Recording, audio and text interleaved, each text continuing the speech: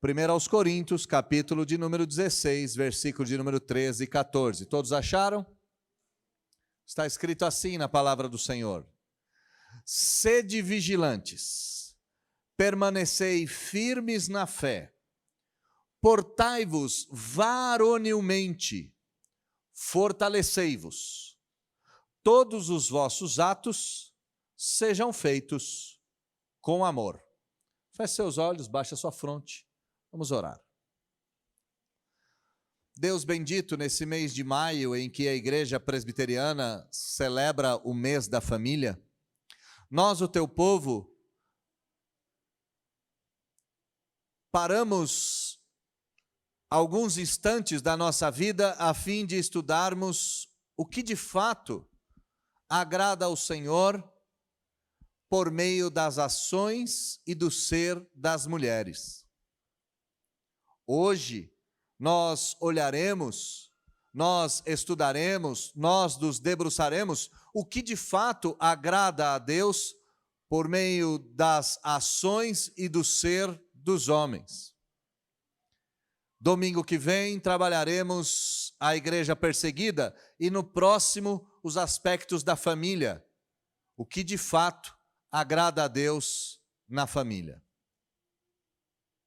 Nós suplicamos que nesses pequenos versos que acabaram de ser lidos, o Senhor fale poderosamente com todos nós, em específico com os homens dessa igreja.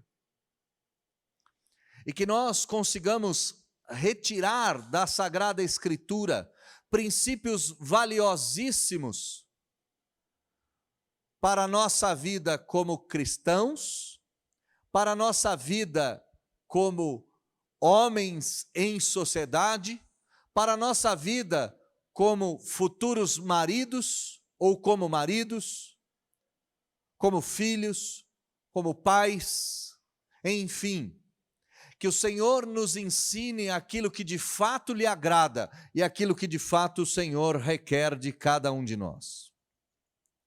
Nós pedimos que o Senhor nos ajude a fim de que não nos percamos nos termos e que o teu Espírito gere vida em cada um de nós e ao mesmo tempo a todos nós.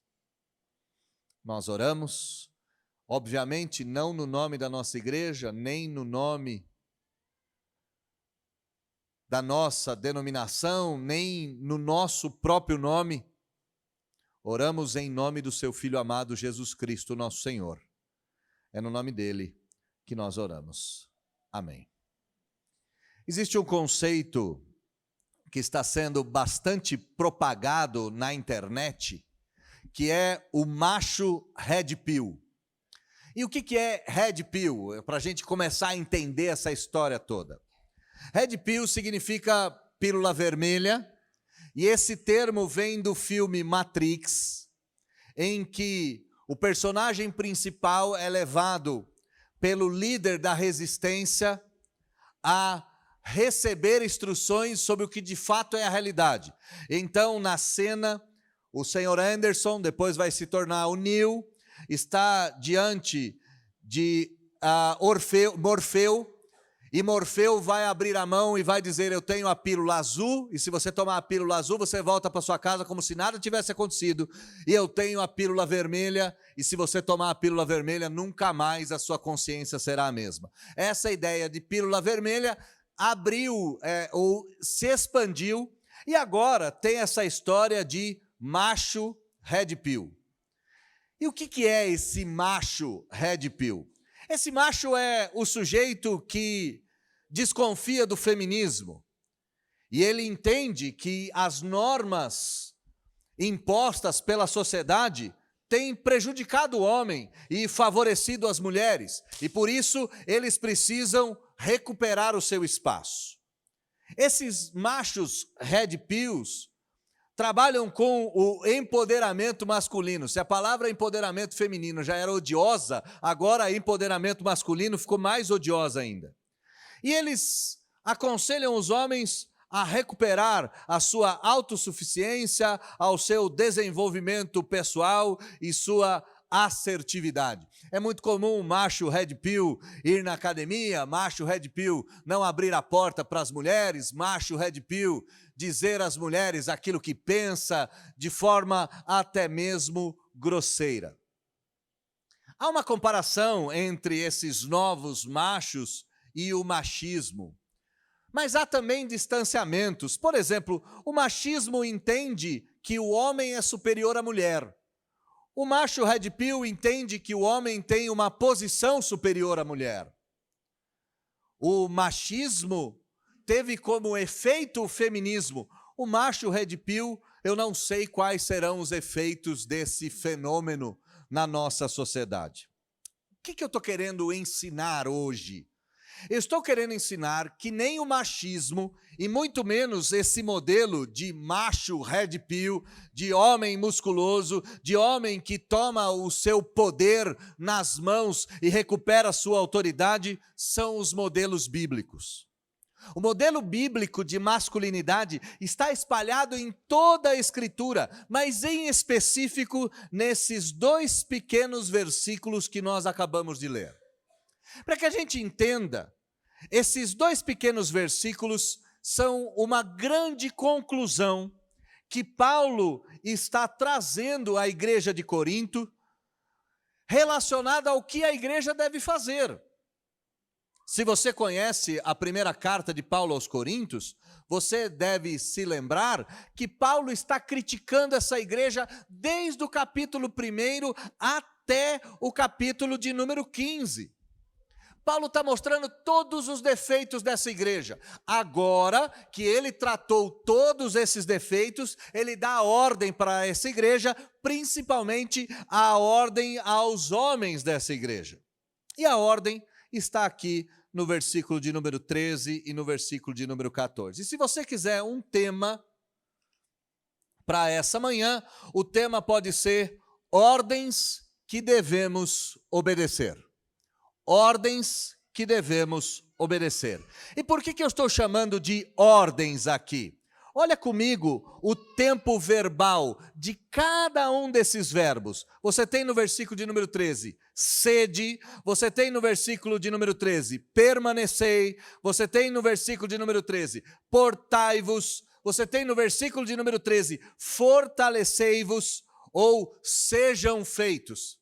A ideia aqui é que quase todos esses versículos estão no tempo presente, de forma ativa e de forma imperativa.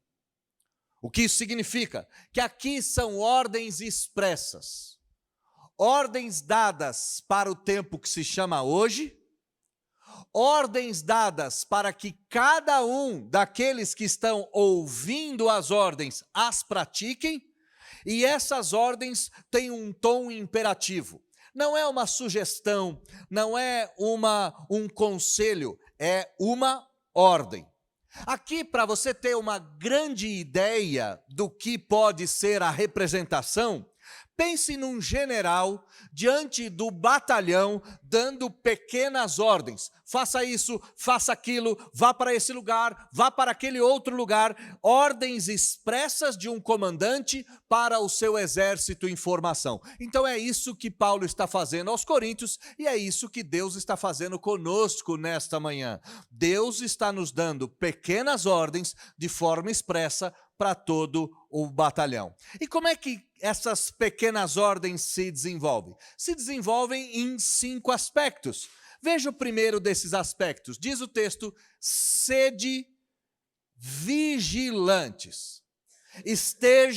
Sejam, fiquem, sede vigilantes. A ordem aqui é para que os crentes, principalmente os homens, mantenham uma atitude de vigília, uma atitude de vigilância, uma atitude de atenção em relação ao mundo e em relação a tudo que está ao seu redor. Mas antes de nós olharmos o que é a negligência, é necessário pensarmos no que ela não é. Antes de nós olharmos para a vigilância, é necessário pensarmos no que ela não é. Vigilância não é negligência. Vigilância não é falta de atenção. Vigilância não é preguiça. Vigilância não é uma atitude despretensiosa ou descompromissada com as coisas ao redor. Vigilância não é nenhum tipo de atitude relaxada. Vigilância não é nenhum tipo de atitude em que o homem ou a mulher não está preocupado com as coisas ao seu redor. O que significa vigilância em termos bíblicos? Vigilância é uma virtude. Em primeiro lugar, isto que Paulo está mandando a igreja de Corinto ser, e em específico os homens serem, e nesse sentido a todos nós, a vigilância é uma qualidade excepcional e extraordinária que deve ser desenvolvida por cada um de nós. Isso é uma virtude. Virtude é uma prática contínua que visa a excelência. Virtude é uma atitude para buscarmos algo que está além de nós e que certamente serve para o nosso bem. Então, o que é vigilância? Que ordem é essa? O que é ser vigilância? Vigilância é estar atento a todo mal possível, não só o de fora, como o mundo e o diabo, mas também o mal de dentro, isto é, o pecado. Qual é a ordem de Paulo? Paulo está dizendo: não sejam negligentes, não sejam descompromissados, não vivam uma vida de forma regalada. Pelo contrário, mantenham a vigilância constante. A vigilância não só em relação ao mal externo, isto é, ao mundo e suas tentações. A vigilância não só ao mal como ser, isto é, o diabo e os seus demônios, mas mantenham essa vigilância constante, ainda mais em relação ao próprio coração. Ora, o próprio Senhor Jesus contou uma parábola ensinando sobre a vigilância. As virgens precisavam vigiar, e o ato de vigilância era manter as lamparinas acesas e manter o azeite em quantidade necessária. Sem alegorizar o texto, mas perceba que as lamparinas apontam para a iluminação externa, enquanto os azeites ou o azeite aponta para a manutenção da chama. Era necessário iluminar e manter. É necessário que cada um dos crentes seja e esteja vigilante em relação à própria vida, mas principalmente em relação aos próprios pecados.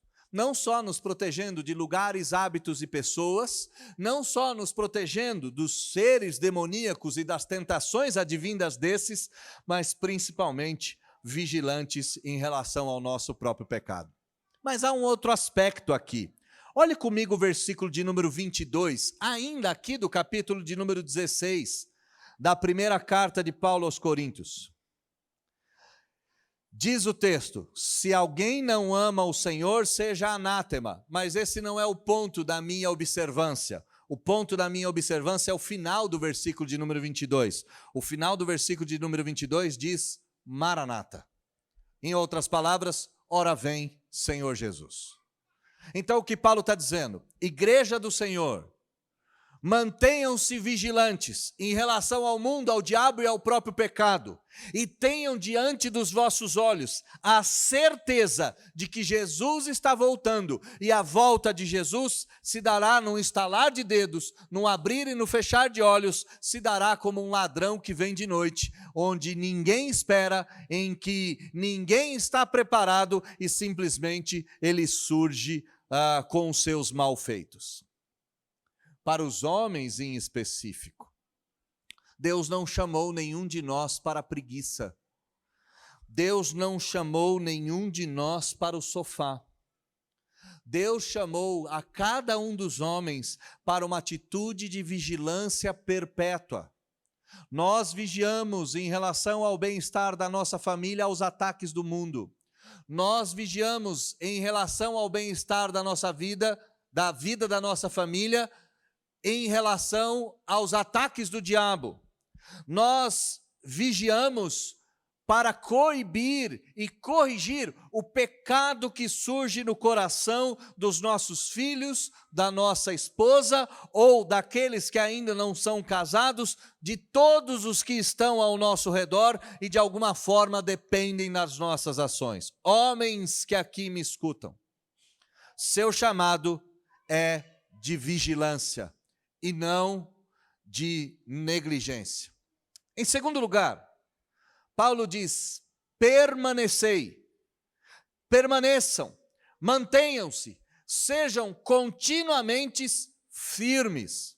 Mas note que há uma especificação em que eles devem permanecer. Eles devem permanecer de forma firme na fé. Eles devem permanecer de maneira compacta, concisa, coesa, devem permanecer a qualquer custo firmes na fé. E seguindo a mesma estrutura de ensino, vamos começar pelo lado negativo. O que não é firmeza na fé? Ora, falta de firmeza da fé é ceticismo, é incredulidade, é dúvida, é esse sentimento que cresce em nós e que não nos permite avançarmos. A falta de firmeza na fé faz com que o homem seja um homem bambo, ou um homem que oscila, ora de um lado, ora do outro. Um homem que não é quente nem frio, mas que permanece numa mornidão, caminhando sem saber ao certo a direção.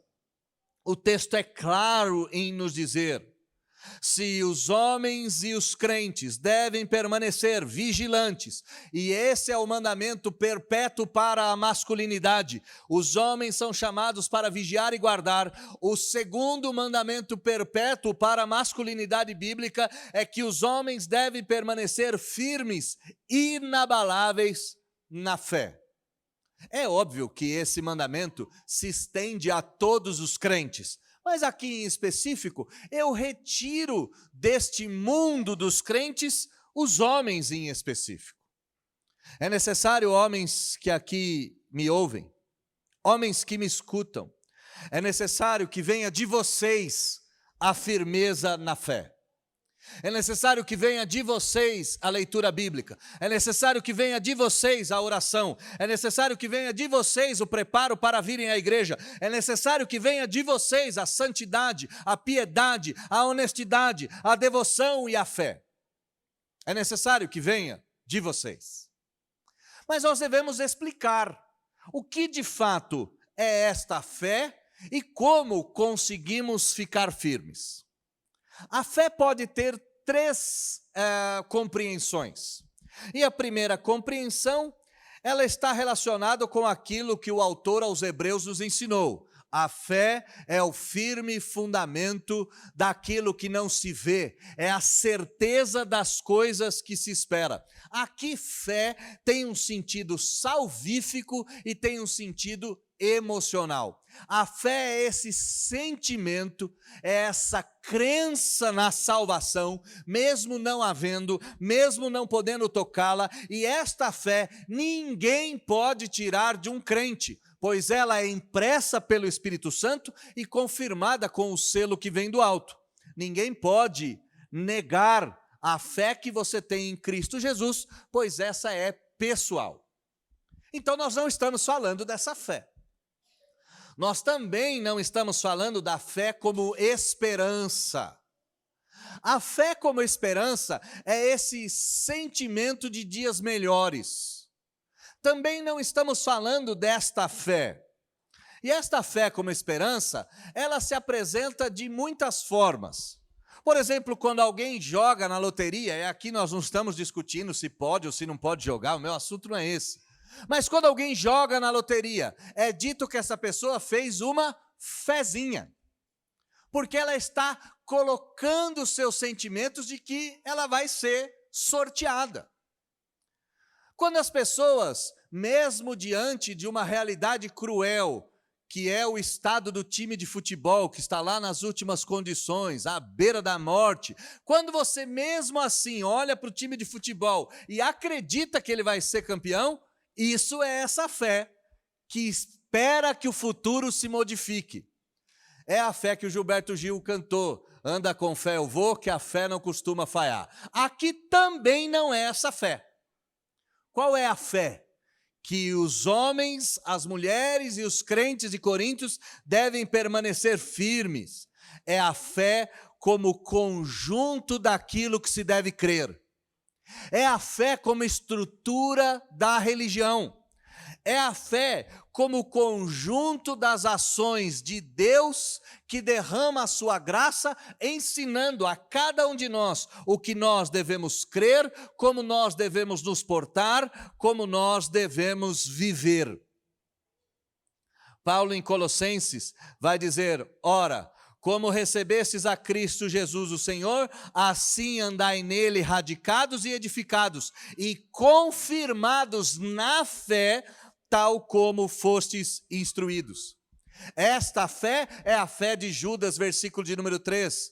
Amados, enquanto eu colocava os meus sentimentos para vos escrever acerca da salvação comum, foi que me senti impelido a exortar-vos a batalhardes pela fé, que de uma vez por todas foi dado aos santos. Então perceba, permanecer na fé é permanecer na doutrina, permanecer na fé é permanecer na religião, permanecer na fé é permanecer nos dogmas, permanecer na fé é permanecer na estrutura daquilo que nós devemos crer e que nós devemos saber. E aqui a exortação se expande. Não só o exercício da prática da fé deve ser feita por homens dentro do seu ambiente domiciliar. A manutenção da doutrina deve ser feita pelos homens. As mulheres também têm que gostar de teologia, as mulheres também têm que sustentar a fé, as mulheres também têm que ficar firmes, inabaláveis nos dogmas da religião. É verdade, mas em específico compete a vocês, homens que me escutam, a teologia ou o ensino teológico dos vossos lares. Seus filhos e sua mulher nunca passarão da sua medida. Entenda bem. A sua medida determinará a medida da piedade dos seus filhos. A sua medida determinará a medida da leitura bíblica dos seus filhos. A sua medida determinará a medida da teologia praticada no seu lar. Homens, então, que me escutam, não só sejam vigilantes, porque isso é mandamento perpétuo. Permanecei firmes na fé, pois essa ordenança vem do Senhor. Terceira ordem para os homens. Ainda no versículo de número 13. Olha comigo o texto que nos acompanha. Portai-vos varonilmente. Portai-vos de forma varonil. E aqui nós fomos ensinados, e aqueles que são do século passado, como eu, cantavam a canção nas escolas, dizendo do peito varonil. Você se lembra dos hinos que nós cantávamos? Nós cantávamos o hino da bandeira, nós cantávamos o hino nacional, o hino da república, nós cantávamos marchas militares e entre estas falávamos que o nosso peito era um peito varonil. O que é, então, varonilidade? Essa é a pergunta que nós fazemos para o texto. Bom, o texto também está nos dando uma ordem. Portai-vos varonilmente. Portem-se, sejam, mantenham-se, estejam. Em todo o tempo, mantenham-se varonis. O que é não ter varonilidade? Não ter varonilidade é ser uma pessoa covarde. Olha o que o texto está dizendo. O que é o contrário de varonil? Bom, em primeiro lugar, o que é o sinônimo de varonil? O sinônimo de varonil é coragem. Qual é o contrário de coragem? O contrário de coragem é covardia. A primeira das virtudes é a vigilância. A segunda das virtudes é a fé. A terceira das virtudes é a coragem. E aqui, meus irmãos, coragem não tem nada a ver com levantar-se e dar um tapa na cara de alguém. Coragem não tem nada a ver com ser agressivo dentro do seu lar ou fora dele. Coragem não tem nada a ver com uma atitude de luta ou de combate. Coragem é enfrentar o medo. Coragem é a disposição de enfrentar a dor.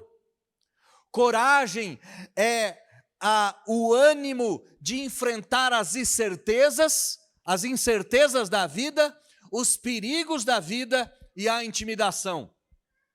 Paulo está dizendo para os crentes como um todo, crentes de Coríntios, portem-se, mostrem coragem, sejam pessoas corajosas. E em específico aos homens, enfrentem os vossos medos. Enfrenta o medo da velhice, enfrenta o medo do fracasso, enfrenta o medo de não dar conta das responsabilidades. Ser varonil é enfrentar esses medos de peito aberto, não é se esconder deles através de uma atitude máscula ou agressiva, não é esconder os medos numa capa de músculo. Pelo contrário, é encarar a dor, é chorar com aqueles que choram, é se colocar ao lado das pessoas que sofrem e, se necessário for, se calar e absorver a porção de dor e de sentimento que fere o seu coração.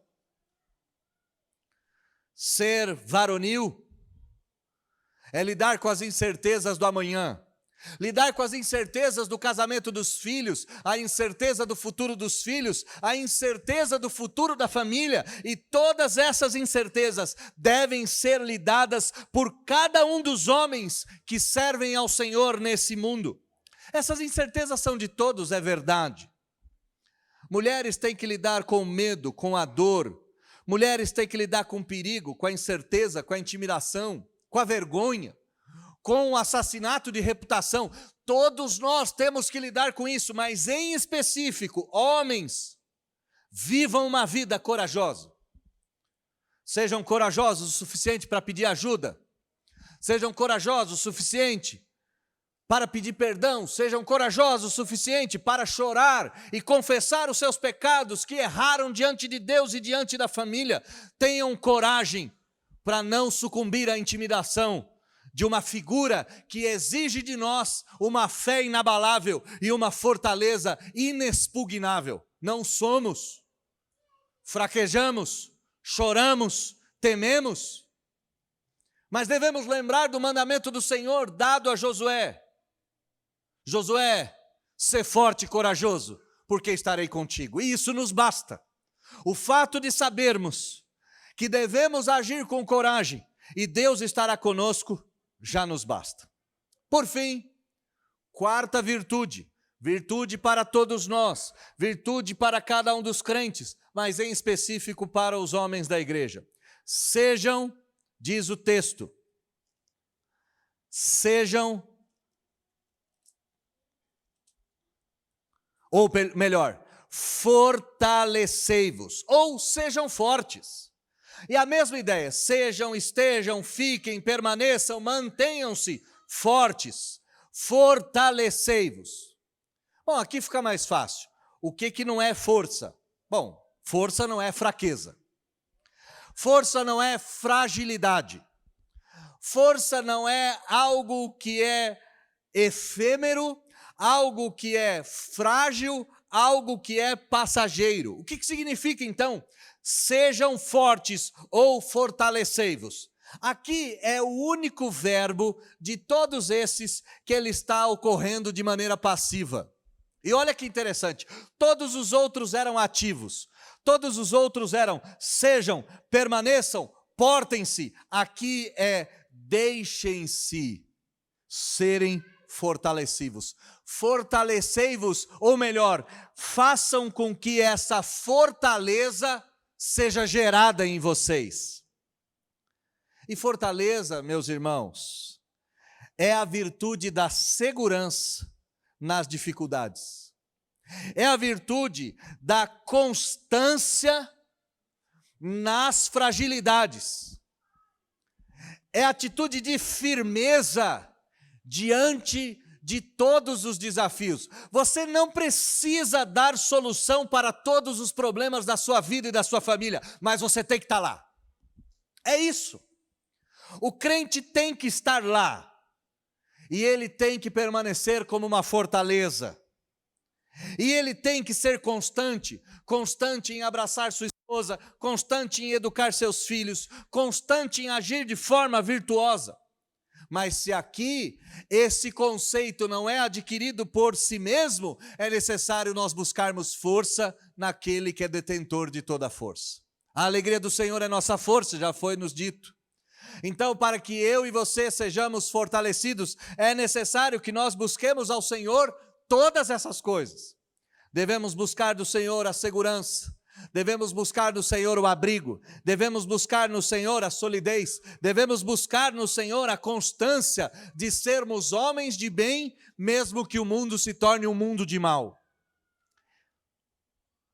Então aqui nós vimos essas 4 virtudes. Primeira virtude, compete a todos os crentes como mandamento perpétuo: vigie, pois o mundo é ruim, o diabo quer o seu mal e a sua destruição, e a volta de Jesus não demora. Permaneçam firmes na fé, gostem de teologia, gostem de doutrina, essas coisas é vossa obrigação. Portai-vos com coragem, sejam pessoas de coragem, coragem de dizer não quando todo mundo diz sim, coragem de dizer sim quando todo mundo diz não, coragem de serem santos quando o mundo é depravado, coragem de serem fiéis quando o mundo todo é infiel. E sejam fortalecidos no Senhor. Mas quando nós olhamos para o texto, parece que o texto basta. Então, para que eu seja um homem masculino, eu preciso ser vigilante, eu preciso ser um homem de fé, eu preciso ser corajoso e eu preciso ser forte. Sim, o texto está nos dizendo que não só homens, mas homens e mulheres e crianças, todos os crentes devem trazer essas virtudes na sua própria vida. Mas o versículo de número 14 vai explodir o conceito. Olha comigo o versículo de número 14 e eu peço que nós leiamos esse versículo juntos. Façamos a leitura desse texto, todos nós juntos. Leiamos. Todos os vossos atos sejam feitos com amor. Mais uma vez. Todos os vossos atos sejam feitos com amor. Se eu não tiver amor, eu seria como um símbolo sonoro que apenas soa, mas não explica. Se eu não tiver amor, eu nada serei. Se eu não tiver amor, de nada a vida aproveitará. O amor, disse Paulo, é paciente, é benigno, não arde em ciúmes, não se ufana, não se ensoberbece, não se conduz inconvenientemente, não procura os seus próprios interesses, não se ressente do mal, mas se alegra com o bem, tudo sofre, tudo espera, tudo suporta. O amor é paciente e dura para todo sempre. Não adianta você ser um vigilante perfeito. Não adianta você ser um dogmático autêntico, conhecer a doutrina. Não adianta você ser uma pessoa corajosa. Não adianta você ser forte o suficiente para estar junto em meio às batalhas ou em toda e qualquer circunstância. Se tudo isso não levar a você a uma vida de amor, nada importa ou nada disso valeu. Façam todas as coisas, diz Paulo aos Coríntios, e em específico aos homens, com amor. Que tudo que vocês fizerem seja feito com muito amor. Que vocês façam todas as coisas, dentro de casa, fora de casa, com amor pleno. E amor aqui não é o amor eros, homem e mulher. Aqui é o amor de Deus, é aquele amor incondicional, é aquele amor em que as pessoas se devotam pelas outras sem esperar nada em troca. Paulo disse aos Coríntios: acima de tudo, porém, esteja o amor, pois o amor é o vínculo da perfeição. Homens que aqui me escutam, o macho red pill é o macho que não demonstra amor. É o macho que simplesmente ocupa seu lugar e diz para tudo e todos que agora é necessário acabar com o feminismo e que as mulheres devem seguir os homens. Os machistas, então, acreditam que as mulheres são inferiores e elas não precisam receber nada além do que o corpo do homem, algumas vezes por semana. Mas a Bíblia joga tudo isso fora, a Bíblia rasga tudo isso, a Bíblia simplesmente joga isso na latrina e ordena: vós homens, vivam de forma vigilante, sejam firmes na fé, portai-vos com coragem, sejam fortes, mas vivam uma vida integral com muito amor. Dê amor aos seus filhos, dê amor à sua mulher, dê amor aos seus irmãos, dê amor aos seus pais se ainda estiverem vivos, dê amor a todas as pessoas que estão ao seu redor, um amor desinteressado, um amor descompromissado, um amor que reflete quem Deus é e não que reflete quem o diabo é. O amor de Deus não quer nada em troca, o amor do diabo sempre requer alguma paga. Mas a pergunta que nós devemos fazer, olhando para o texto, é: como? Como é que a gente faz? Eu entendi, eu como mulher ou como homem, eu como crente, como adulto ou como criança, eu como jovenzinho ou como velho, eu já entendi. O que eu devo fazer? Eu já entendi. Eu devo viver uma vida vigilante, eu devo permanecer firme na fé, eu devo ter um porte de coragem, eu devo me fortalecer. Eu devo fazer tudo isso com amor. Mas como fazer? Bom, tem 3 formas aqui ordinárias de fazer. A primeira é nascendo de novo. E vamos começar do pior. Nenhum de nós poderá fazer essas coisas por mera virtude, por mera prática. Eu não consigo amar a tudo e a todos de maneira descompromissada. Eu não consigo ficar firme diante das batalhas, meu desejo é correr. Eu não consigo ter coragem para enfrentar as minhas próprias fraquezas. Eu não consigo me manter fiel à fé que foi dada aos santos, pois em algum momento eu chego a duvidar. Eu não sou capaz de vigiar em todo o tempo. Eu fraquejo. Os primeiros discípulos dormiram quando Jesus pediu que eles vigiassem um pouco mais. Eu não consigo. E por não conseguir, é necessário nascer de novo. É necessário uma transformação radical. É necessário que Deus nos chame e nos escolha do alto para isso e derrame a sua graça salvadora sobre cada um de nós. E aqui, se você já é um crente no Senhor, se você já foi salvo pelo Senhor, se você já experimentou isso do Senhor, você deve saber que você já é um nascido de novo. Todos os crentes nasceram não da vontade da carne, nem da vontade do homem, mas da vontade de Deus, é o que diz o Evangelho de Jesus Cristo em João. E os nascidos de novo vivem em comunhão com Deus. Crentes que me escutam nessa manhã, é impossível vigiar, permanecer na fé, ser corajoso, ser forte e amar, sem manter uma vida de comunhão com Deus. E é isso que Deus requer de vocês, homens em específico. Deus requer de vocês cristianismo exemplar. Vocês precisam viver em comunhão com Deus. Então pergunte ao seu próprio coração como anda a sua vida devocional. Como anda a sua leitura bíblica? Como anda o seu tempo de oração por você, pela sua esposa, pela sua família, pelo seu país e pela sua cidade? Compete a você viver em comunhão com Deus e santificar a si mesmo, ao seu lar e à nação. Ninguém poderá fazer essas coisas se não nascer de novo. Ninguém poderá fazer essas coisas se não vive em comunhão com Deus. E aqui ficam dicas práticas. Comece a semana orando por sua família. Se você tem a oportunidade de tomar o café com sua família reunida, ore por eles. Se você sai cedo antes de todos eles, ore por eles. Chegue perto da cama, ore pela sua mulher, ore pelos seus filhos. E se você ainda não tem mulher e filhos, ore pelos seus pais.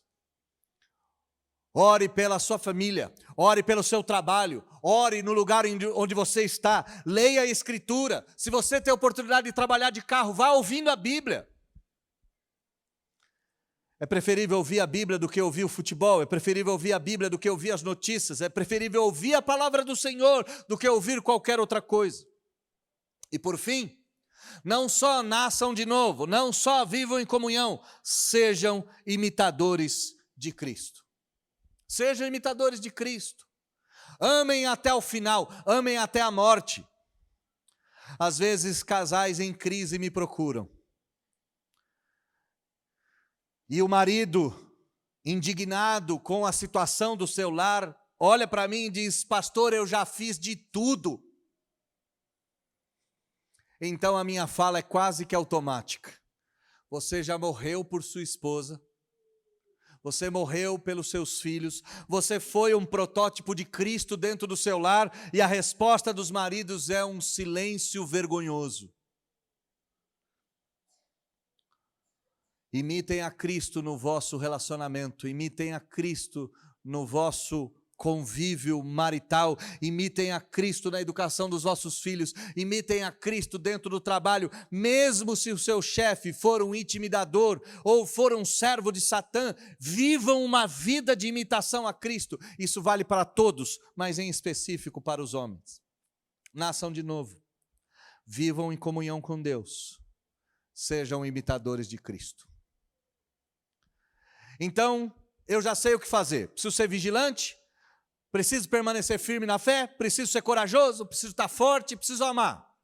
Eu já sei como fazer. Preciso nascer de novo, preciso ler a Bíblia, orar, preciso imitar a Cristo. Mas a pergunta que não quer calar, a pergunta que não cala, é: e se tudo isso falhar? E é bem possível que tudo isso falhe. É bem possível, não? Vamos esquecer essa ideia de possibilidade. É certo que você vai falhar. E em específico, homens que me escutam, é certo que você em algum momento não vai vigiar, que você em algum momento não vai ensinar, que você em algum momento vai lhe faltar coragem, que você em algum momento estará fraco, que você em algum momento não vai amar. É verdadeiro essa realidade. Você falhará em cumprir os versículos 13 e 14 de 1 Coríntios 16. O que fazer quando tudo isso falhar? Eu me lembro da história do primeiro homem que falhou. A Bíblia nos conta a história de um homem que tinha que se portar varonilmente, que tinha que ser vigilante, e Deus deu a ele a tarefa de guardar e vigiar o jardim. Deus deu a ele a tarefa de manter a doutrina. Obedeça a minha palavra, disse Deus ao primeiro homem. Deus deu a ele a coragem ou a ordem para ele ser corajoso. Cuide da sua mulher, cuide dos animais, cuide do jardim, seja forte em meio às tentações. Deus deu a ordem para Adão amar, e para que ele amasse como o amor de Deus, como vice-regente da criação, como vice-rei do universo, ele teria que representar o todo Salvador. Mas diz a Escritura que Adão falhou em vigiar. Diz a Escritura que ele falhou em obedecer. Diz a Escritura que faltou coragem porque ele se escondeu de Deus. Diz a Escritura que ele não foi forte o suficiente para se manter firme diante da tentação, diante do fruto proibido, diante da proposta vinda da sua amada esposa. Diz a Escritura que ele não amou. Ao invés de proteger a mulher, ele coloca a culpa toda nela. Diz a Escritura que Adão falhou miseravelmente em cumprir esses dois versículos. Nesse sentido, eu e você vamos falhar, mas o que fazer? A solução que Deus deu a Adão foi a solução mais espetacular de todas. Vai lá comigo, Gênesis, versículo de número 3. Gênesis capítulo de número 3, perdão. versículo de número 21.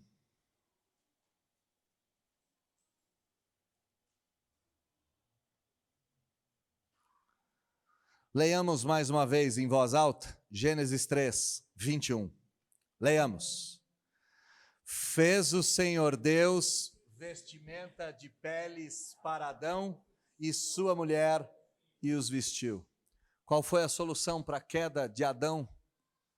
Vestimentas de peles. Mas talvez você se pergunte, então pastor, quando tudo isso falhar eu vou lá e compro uma blusinha? Quando tudo isso falhar, eu vou lá e compro uma jaqueta. Os homens da meia-idade sabem bem disso. Eles estão chegando na meia-idade, a primeira coisa que eles fazem é comprar uma jaqueta de couro. Não sei por que os homens compram uma jaqueta de couro. Depois eles querem uma moto ou um carro antigo. E eu não estou nesse grupo. Qualquer coisa que seja dita nesse sentido é mero inconformismo e maledicência daqueles que falam. Ou compra um terno azul.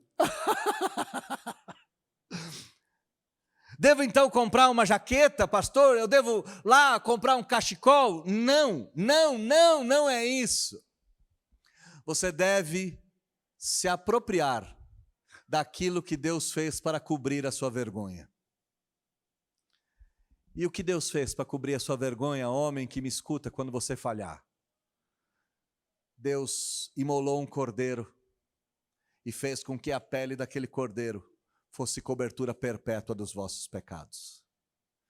Quando você não for capaz de vigiar, quando você não for capaz de manter a doutrina, quando você não for capaz de agir com coragem, quando você não for capaz de ser forte o suficiente, quando você não for capaz de amar, lembre-se que Deus te amou de tal maneira que deu o Cordeiro de Deus que tira o pecado do mundo e que cobre a nudez do infiel, cobre a nudez do infrutífero, cobre a nudez do miserável.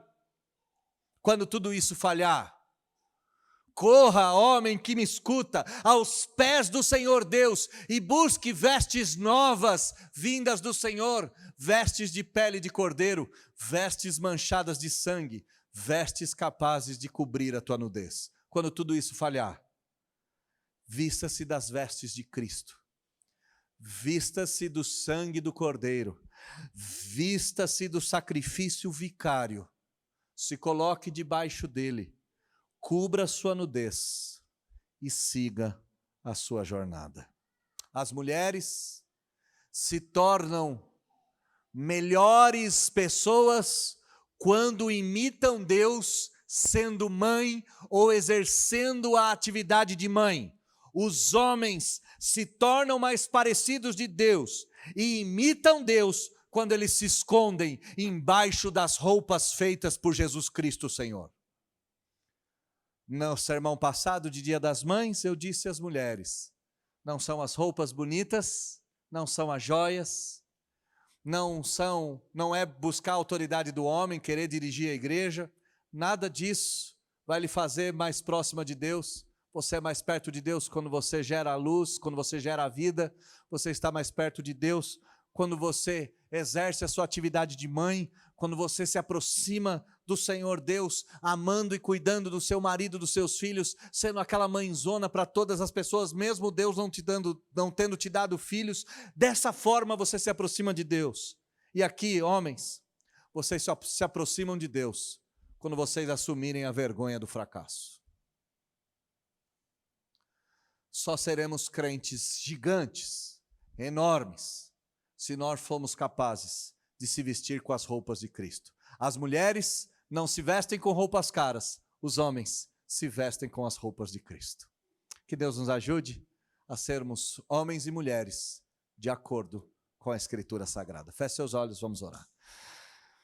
Deus, nós queremos agradecer ao Senhor por esse culto, por essa instrução magnífica, 2 pequeninos versículos com tanta coisa a nos ensinar. E nós rogamos que cada crente que aqui está, caminhe a rota das virtudes e busque coragem, busque fé, busque fortaleza, busque vigilância, busque o amor. E quando tudo isso falhar, que cada crente saiba que em Cristo Jesus as virtudes jorram de forma perpétua, jorram de forma abundante, e todo aquele que tem sede pode nessas águas se fartar. Mas em específico aos homens que me escutam, que o Senhor os faça de fato homens segundo o coração de Deus. Homens que quando tudo dá errado, eles colocam não as sandálias da humildade nos pés, não as roupas caras nos lombos, eles se vestem com o sacrifício do Cordeiro. Escondem-se debaixo da pele, branca, alva, como a lã, mas manchada de sangue carmesim, e escondido na roupa do Cordeiro, escondido nas vestes do Cordeiro, são de fato feitos homens com H maiúsculo. Não precisam abraçar o machismo, não precisam abraçar o macho red pill, nada disso os colocará ou nos colocará na posição que devemos estar.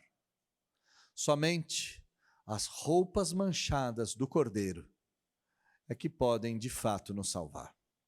Nos ajude a quebrarmos o nosso orgulho, a moermos o nosso coração e buscarmos refúgio, correndo como crianças recém-nascidas aos pés do Cordeiro de Deus que tira o pecado do mundo. É no nome dele, é no nome de Jesus que oramos.